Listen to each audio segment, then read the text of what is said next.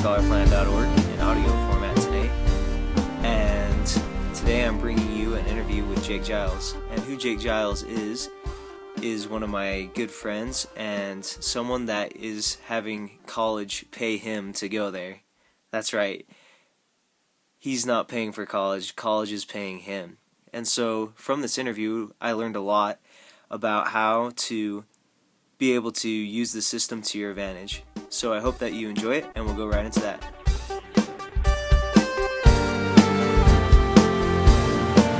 So Jake, right now, what scholarships, internships, and grants do you have? Okay.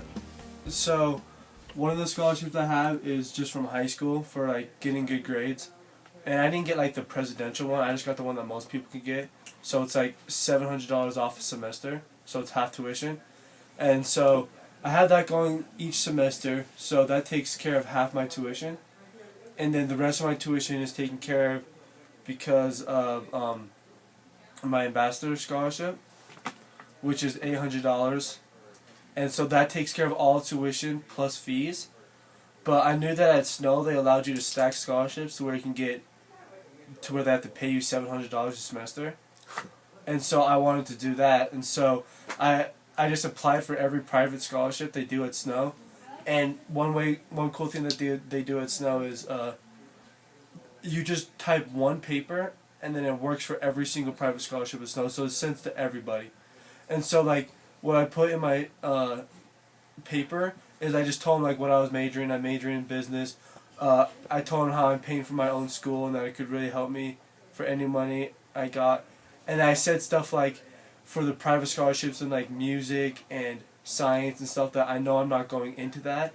But if you can't find anybody else to give your scholarship to, like you know your money will go to someone that's going to work hard.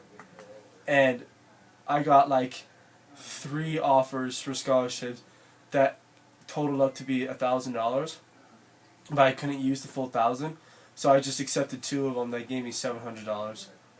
And so I get paid plus $700 every semester.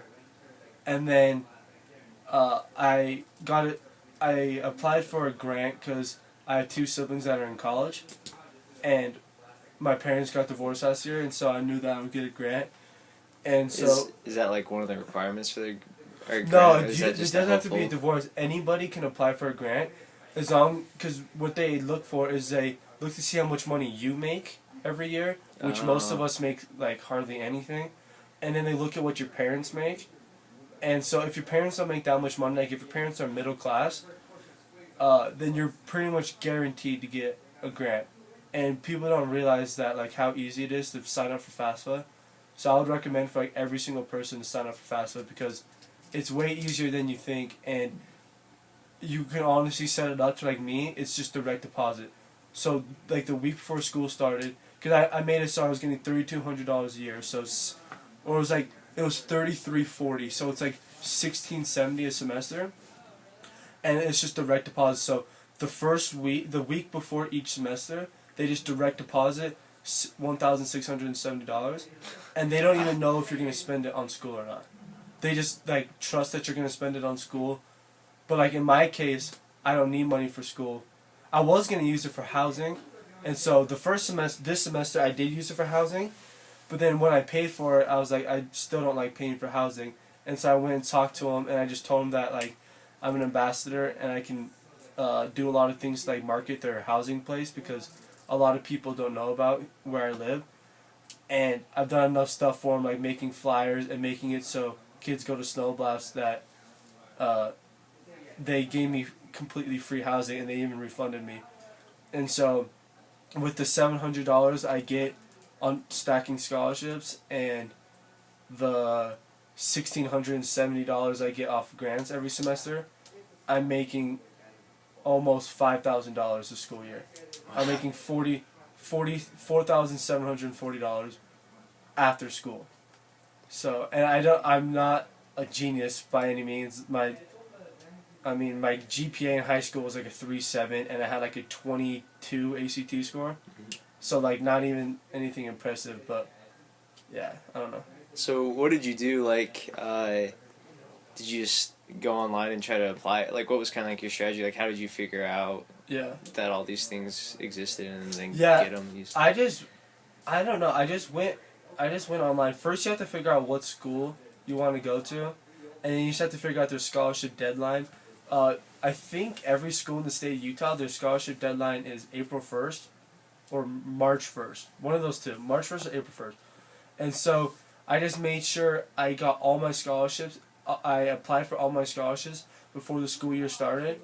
And what people don't realize is like, since I'm an ambassador, I know a lot about how the money works at Snow. And like last year, they said almost like it was like $200,000 worth of scholarship opportunity weren't even used because people didn't apply for them. Wow. So people are like, oh, well, I can't apply for the music private scholarship because I'm not a music student. But like that's not the case. Just let them know that you're not a music student, but you're willing to, like if they give you the money, it's gonna go to a student, so it's gonna make it worth their while. Like I just told them like, I guarantee you I'm gonna get good grades. I guarantee you I'm gonna like take advantage of school, and I know I'm not going into this profession, but if no one else applies for it, like I'm a good candidate. And you'll be surprised at how many people are willing to give you scholarships. And then for FAFSA, just literally just no matter, even if you think your parents make a lot of money, you'll be surprised how much the government's willing to help you. So just apply. And worst case scenario, you apply and they say all we can give you is loans and not grants. And then don't take the loans, in my opinion. But so is that where your grants came from, or specifically like FAFSA? Yeah, specifically FAFSA. So it's just like they saw like he's got 2 other siblings in college and he's living with a single parent. So they gave me a lot of money. But it's like people are like, well, I'll probably only get like $500. But it's like, okay, well, you spent an hour or two to make $500. Like, you know, if someone offered you a job paying $250 an hour, you would take it. So just do it regardless. And I mean, they offered me loans and stuff too, but I just took the grants obviously because I didn't need the loans. So then, so you're an ambassador. You have grants, and you have a scholarship. And I forgot to mention I also have $1,000 scholarship a semester for. I'm the marketing intern for the business club. I totally spaced that, and so that's why I have the full 700 every semester, is because I have 4 scholarships. So I have the ambassador scholarship, I have the marketing intern scholarship for the business club, I have the $700 off a semester, and then I have a private scholarship that I got just for applying.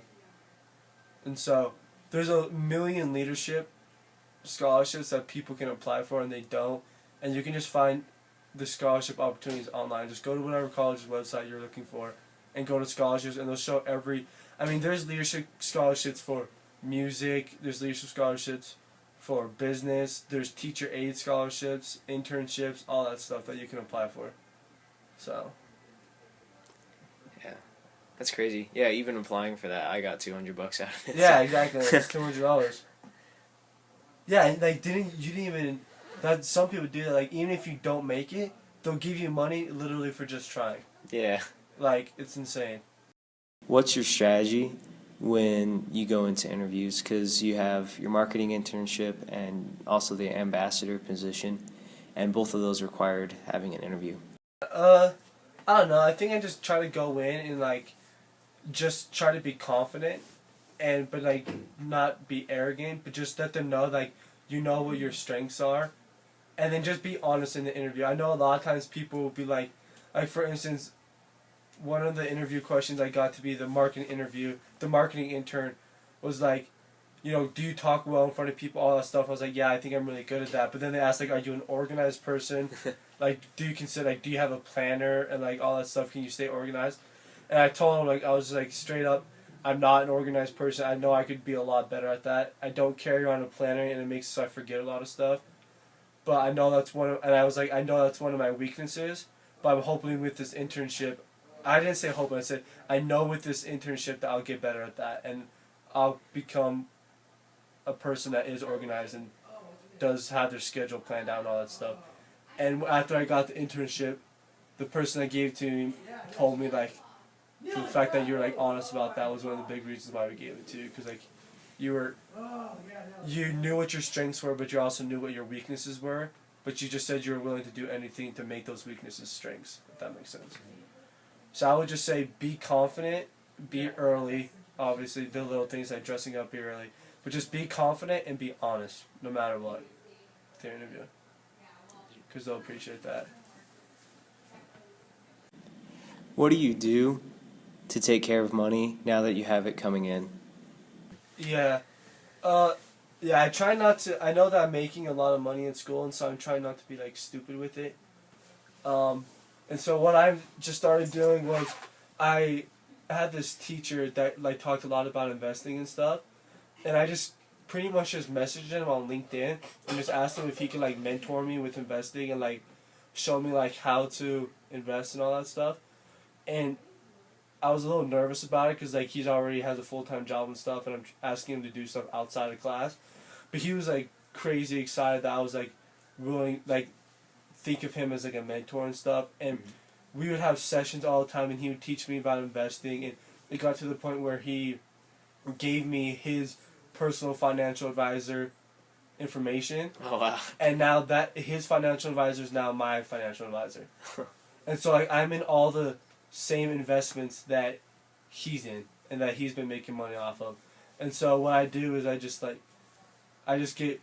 kind of like treat like saving money like as a game, like how much money I can like invest or save a month, and it's like fun for me. So I've just started like investing in mutual funds and stocks and stuff like that, and then just like learn as much as I can about it. And try not to, I mean, obviously I have a girlfriend and stuff, so I still like spend money on fun stuff for sure. And I know that this year has been a lot better for me because I've actually been able to eat like real food and stuff like that. But at the same time, I still try to be smart with my money. So. See, yeah, that's pretty amazing to me that like you're not only just like you don't have to have like a normal job. I guess ambassador and stuff definitely takes up a lot of your time, internship and stuff. But like not only just making money, but being able to have money to save, like that's a lot better than starving. Yeah, you know? Starving. And one thing like people are always like, it's okay, I don't need to get scholarships because I'll just work at school and I can pay for it that way. But like for me, like what people don't realize is a GPA is honestly just how much money can you make in scholarships. Because like for me, my job is making sure I get good grades. So I'm like really serious. I'm on top of this is my second year at school. I've never missed an assignment. I've never been late on an assignment, anything, because I look at it as I've worked since I was 13 when my dad told me that they weren't going to help me with college. And I know how much it sucks working. And especially working during school, I know that's just terrible. And so for me, working is getting good grades so I don't have to work, if that makes sense. So my scholarships are my job, and I'm still getting paid like I'm working, but I don't have to do all the lame jobs that people have to do during college. That's true, because if you're going to work to get a GPA, you might as well like not if have you're another gonna work job to go on top to college, of you that's might really as well smart. just do really good in college. Like I know after here, I might transfer to like Dixie or Utah State or any one of those schools, but like if I get a 3.8 cumulative at Snow, I get a full ride to Dixie or Utah State. And right now I'm at like a 3.89. And so I know that I'm going to get above a 3.8. And so people are like, well, yeah, you got through your generals, but once you get your bachelor's degree, you're going to have to start spending money. But I already know that I'm going to get free school when I go to a 4-year school because of my grades and because I have internship experience and I have leadership experience. I can just get all the scholarships I have here are just going to transfer to scholarships I'm going to get out of 4-year school. So awesome. That's definitely the right way to do it. Yeah. Well, thank you, Jake, for letting me interview you today. I've learned a lot from this meeting, and I want to thank everyone that has been listening, and we'll catch you next week. Thanks. Bye.